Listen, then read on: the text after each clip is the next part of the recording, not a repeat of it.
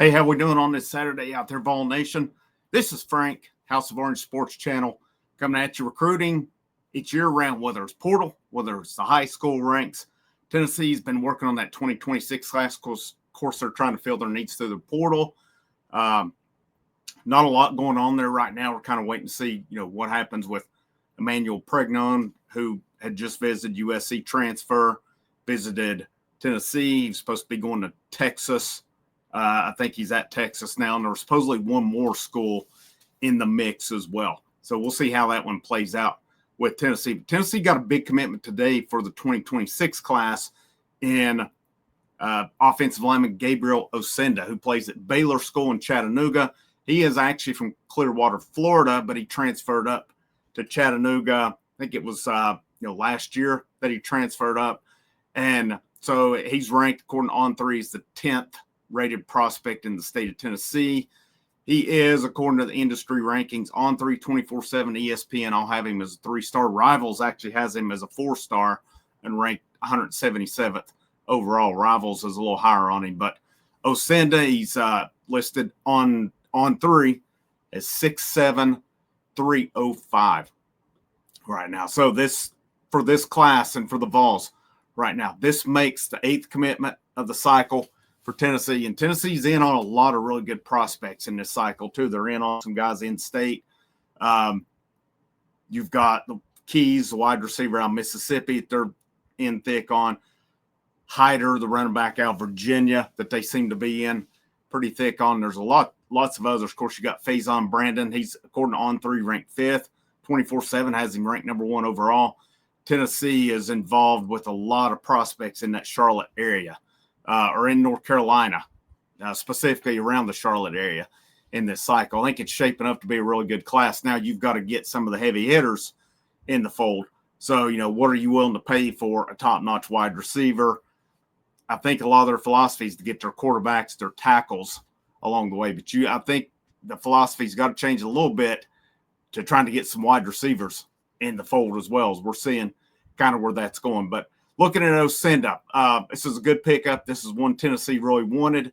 And, based on the comments on it, said, I took many visits there and just talking with the coaches, seeing the fans reacting to the stadium and their players, all the interactions the fan had with players and people just around the program. It just felt like home, and it felt like the place I want to be and need to be, he says. Says he loved everything about the visit. And I thought it was pretty interesting down here. As much scrutiny as Glenn Ellerby gets, it said Enda's connection with Tennessee offensive line coach Glenn Ellerby and a belief in the development he can get in Knoxville also played a key role. Enda said he was probably one of my deciding factors was that he is such a great coach. Just seeing what he has done with the linemen they have now and the tackles they have now, I can really see he has developed these guys, and they're doing something great there. My relationship with him, I talked to him a lot, my connection with him. I can tell his football IQ and knowledge is amazing.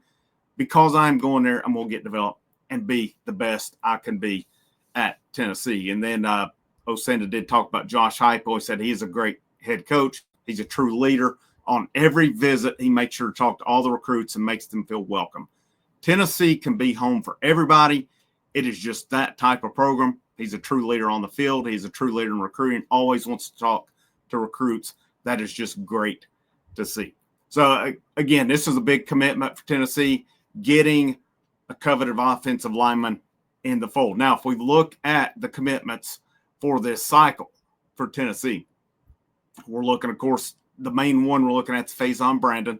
He is your main guy in the cycle. And, according to the On3 rankings as well, they have Tennessee currently ranked 3rd in the country with 8 commitments. Faison Brandon, On3 has him a 4-star, ranked 28th overall. 24/7 has him number 1 overall. ESPN has him 10th overall. Rivals has him 3rd overall. You got Tyreek King, wide receiver out of Knoxville. On3, ESPN, Rivals all have him as a 4-star. 24/7 has him as a 3. Carson Sneed, tight end out of Nashville. Let's see. He's got it's the same as King. On3, ESPN Rivals has him as a 4-star. 24/7 has him as a 3. Brandon Anderson, offensive lineman out of Kennesaw, Georgia. On 3 and 24/7 has him as a 3-star. ESPN Rivals has him as a 4.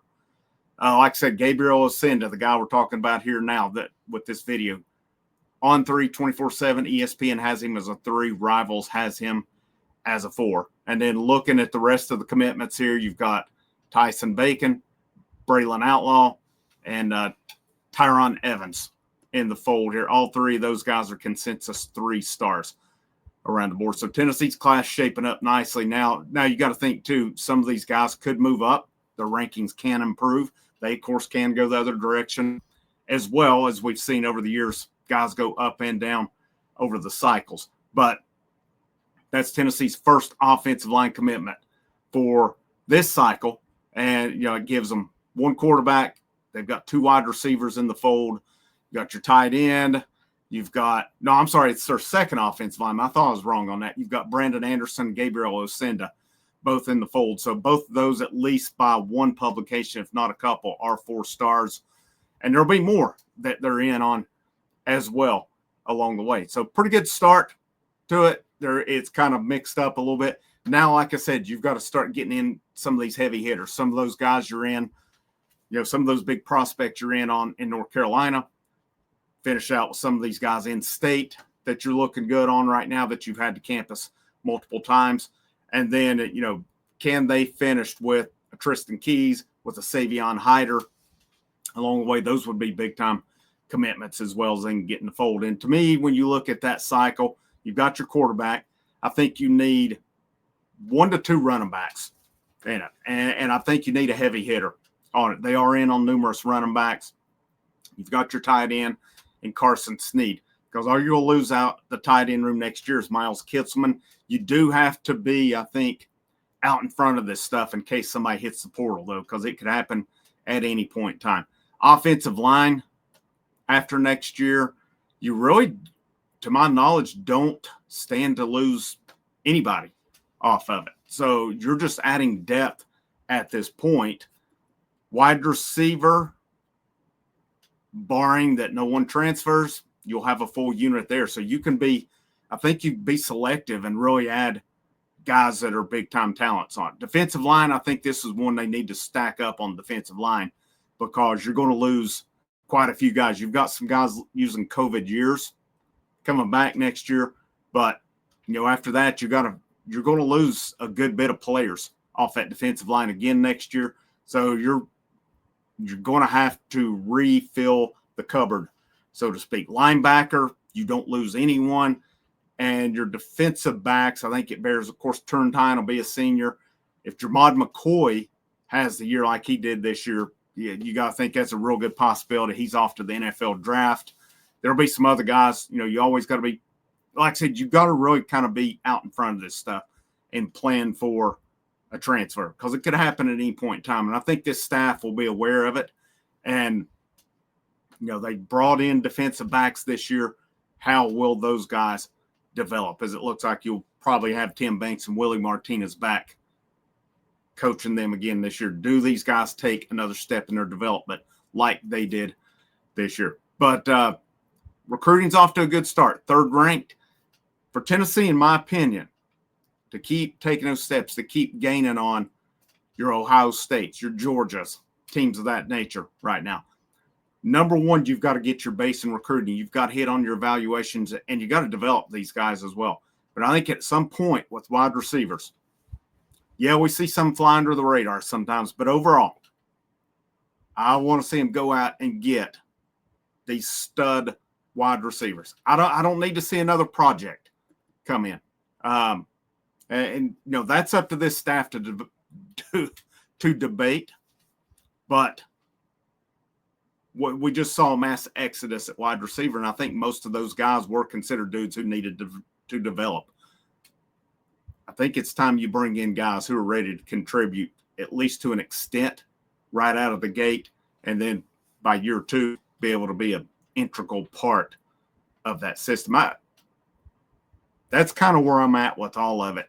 To me, in the SEC, if you're wanting to compete for championships, you've got to minimize your projects. Guys who 3, 4, 5 years down the road are going to contribute.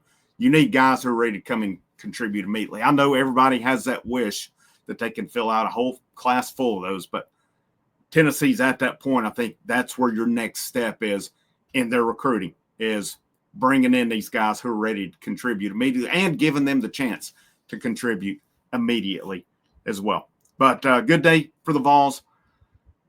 Tennessee basketball tonight at 6. I think the plan is we will go live after it. So around 8. So they play tonight at 6. Hope to see you there. Will the Vols bounce back tonight or not? We'll see on that one. But if I don't see you tonight, have a great rest of your Saturday. Stay safe, stay warm. And last but most certainly not least, go Vols.